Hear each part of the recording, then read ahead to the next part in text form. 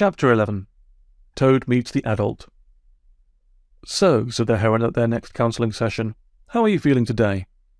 Toad not only expected this question, but was in fact eager to answer it. "I am feeling much better," he said.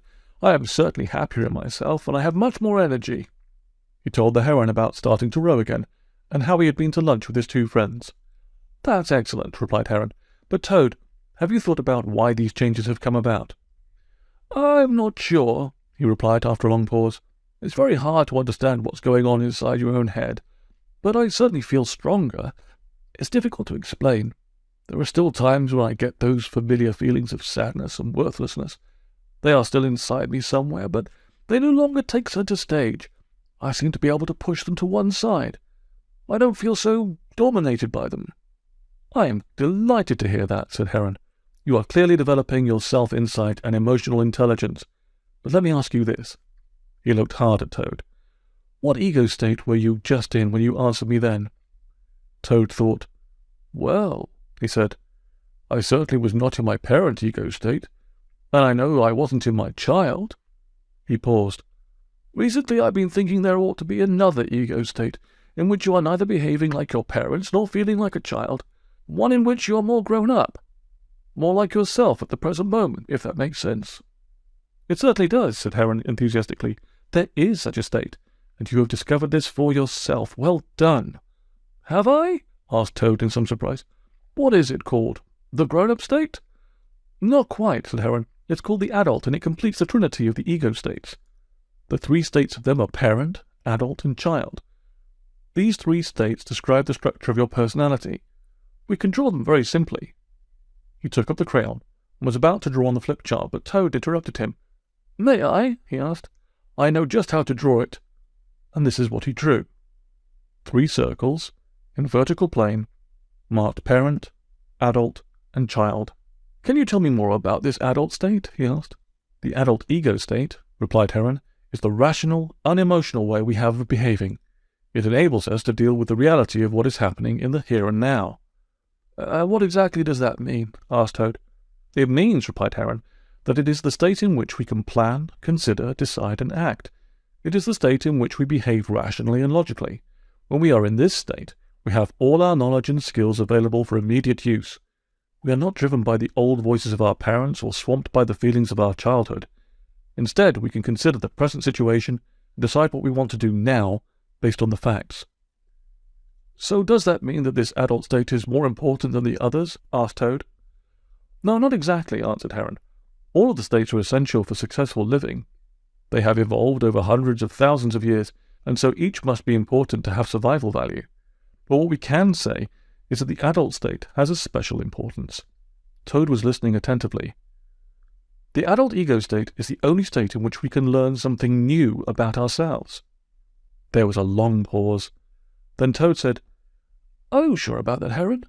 Won't I learn something when I'm in the child state?" "No," said Heron, "I don't think so. In the child you will experience the feelings of childhood, both good and bad. You will act out those old situations and feel those old feelings, but nothing new can be learned." "I see," said Toad. "But what about when I'm in the parent ego state? Won't I be learning something then?" "Again, I think the answer is no, but for different reasons," Heron replied. "When you're in the parent, you're essentially being either critical or nurturing. Either way, you are repeating in words or behavior the beliefs and values you learnt from your parents. You want to demonstrate them and tell them to others. It is a state of certainty, and so there can be no place for new knowledge or ideas. The old ones reign supreme. That is why no one ever changes their mind through an argument. They simply become more entrenched in their views." Toad paused. "So are you saying that I can only learn something about myself if I am in my adult ego state?" "Yes," answered Heron. "I believe that is correct. For it is only then that you can consider new facts or evaluate your behavior, or, and this is extremely difficult, listen to another person's view of you without immediately dismissing it." "So why have I found it so difficult to learn?" asked Toad. "If what you say is true, why didn't you just get me into my adult state and tell me what to do? It would have saved so much time." "I don't know if you're being serious or not," Heron replied, "but I will work on the assumption that you are. First, no one can force another person to be in their adult state. You can only encourage them, as I am encouraging you all the time. But I can't force you. Only you yourself can decide to behave in that way. Heron stopped and looked intently at Toad. And second? Asked Toad quickly to relieve the pressure he was beginning to feel. Second, said Heron, I don't know what you ought to do. The main aim of this counselling is to enable you to discover for yourself what you ought to do. I can facilitate the process, but only you can decide.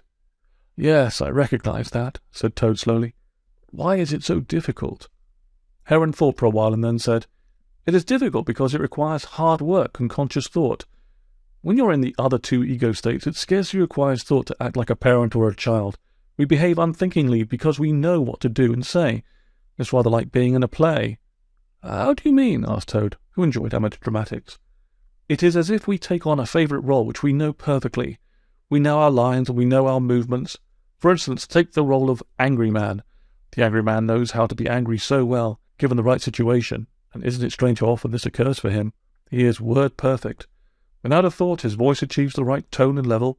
He automatically selects the appropriate words, and his whole stance demonstrates his angry feelings. In a word, he plays the angry man to perfection, and, this is the point, without even thinking. It is as if his whole life has been a rehearsal for the current performance, and because he has played it so often, it gets better each time. Toad looked quite anxious. Are you saying that angry people get angry deliberately? He asked. They choose that role? Of course, answered Heron. Or why else would they do it? Toad paused. Well, it might be that someone has made them angry, he said. You've made a very important point, Toad, and it's worth looking at in greater detail. I don't believe that anyone can make us feel anything, unless they choose force and coercion. In the last analysis, we choose our own feelings. We choose to be angry, or we choose to be sad. Oh, come on now, interrupted Toad. No one in the right mind is going to choose to feel sad or miserable. That just doesn't make any sense. I know it sounds unlikely, answered Heron, but look at the alternative. How could anyone reach into your mind and force you to feel anything? Now that really is impossible. They may well influence you or persuade you, but in the end you decide and choose what you will feel. Toad looked perplexed. Are you saying that people choose their own mental suffering and torment? I really can't believe that. I agree that it's difficult to accept, said Heron. Bloody impossible if you ask me, muttered Toad under his breath. Apparently Heron did not hear. Well, perhaps choose is not quite the right word, he answered. We don't choose how we feel in the same way as we choose to have another chocolate, but we make these kinds of choices unconsciously. It's more like a conditional reflex. What's a conditional reflex? Asked Toad. A conditional reflex is an automatic response to a certain stimulus.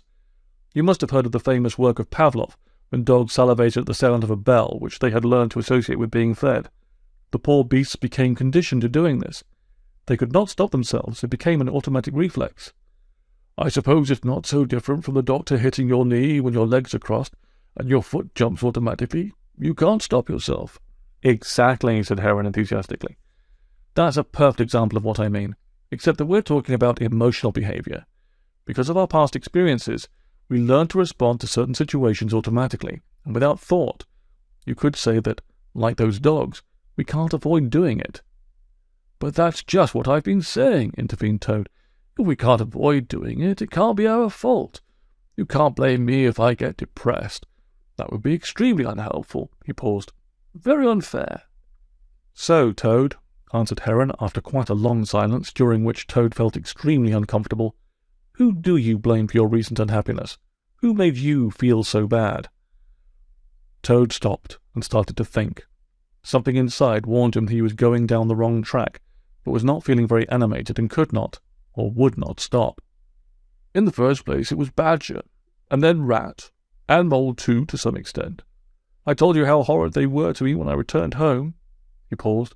When I returned from being away, then you have helped me to see that it was the way that my parents treated me when I was growing up that caused me to be the way I am. I know they probably weren't aware of what they were doing, but I have to blame them.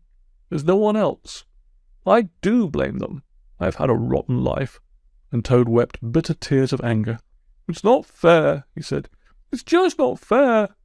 And he went on sobbing. Heron sat still. He did not push the box of tissues closer. He just sat. Eventually he spoke in a way that commanded Toad's immediate attention. Toad, he said, You have come to the crossroads. You can't go back. So which way will you go?" "I'm not sure what you mean," said Toad, drying his eyes. "You made it sound as if I had to make some sort of choice, is that right?" "It is," answered Heron. "The choice is this. How much longer are you going to blame other people for your own unhappiness?" "But you know the alternative," said Toad petulantly. "You want me to blame myself, and I won't do it." "That is not the option I'm suggesting at all," said Heron. "Blaming is done from the child ego state, which seems to be your favourite position. But what might be an appropriate response in your adult state?" Toad tried to get his brain to work, but he was full of conflicting feelings, and subconsciously he knew he was on the edge of a very significant piece of self-discovery. "I'm not sure I know," he said. "Instead of blaming, how about taking responsibility?" There was a long, long silence. "I'm not sure I follow you," said Toad eventually in a quiet voice. "You mean I should take responsibility for my own actions?" "And for your own feelings," said Heron. "That's a very adult thing to do, and no doubt very difficult. But it does have one enormous advantage over blaming others." "And what's that?" asked Toad. "It means you can start to do something about it. If you take responsibility for yourself, you realize that you can take your own authority. Consequently, you can realize that you have the power to change your situation and, more importantly, change yourself." "But what about my parents?" Toad asked. "What can I do about them? How can I get my own back?" "Are they alive now?" "No," answered Toad. "They've been dead for some time." "Then there's only one thing you can do," Heron replied. "And what's that?" asked Toad anxiously. There was a pause. "Forgive them," answered Heron. Toad started to speak. He wanted to ask Heron why he should forgive them. They had made his life miserable. Why shouldn't he get his own back and hurt them in the way they had hurt him? He was beginning to feel angry, with both Heron and with his parents. They merged in his mind into one hated object. He felt he was on the edge of a terrible rage, which, if he released it, could do untold damage. It might even kill someone. He sat there, his heart beating faster, and he felt extremely hot. But as always, those strong feelings of anger began to evaporate, leaving him tired and miserable. Whether Heron was aware of Toad's emotional turbulence is hard to say. After a while, he said gently, "I think we should finish now," and walked with Toad to the front door. As they stood on the doorstep, Toad turned and said, "Heron, are you really interested in me?" "What a strange question to ask," answered Heron. "I am extremely interested in you. I am trying to understand all that has happened to bring you to this very moment in time." "Yes, I know that," said Toad. "But do you understand all that I have been through? Do you understand my life as a whole?" "Well, put like that, I don't suppose I do," answered Heron. "I know bits of it, especially about your childhood, but I don't know your story from beginning to end. Do you want to tell it to me?" "Yes, I do," said Toad. "Very much indeed. I would like to tell you my complete story. I've never told it to anyone before. It's not that it's so amazing. In fact, it's rather commonplace, I suppose. I just want the opportunity to tell someone everything that has ever happened to me, just once, so that you can understand." "Very well," said Heron. "Let's do that at our meeting next week. You shall be the storyteller and narrate the true history of Toad to me. How about that?" "Thank you," said Toad. "Goodbye." And he walked down the path and through the gate. He was already planning what he would say.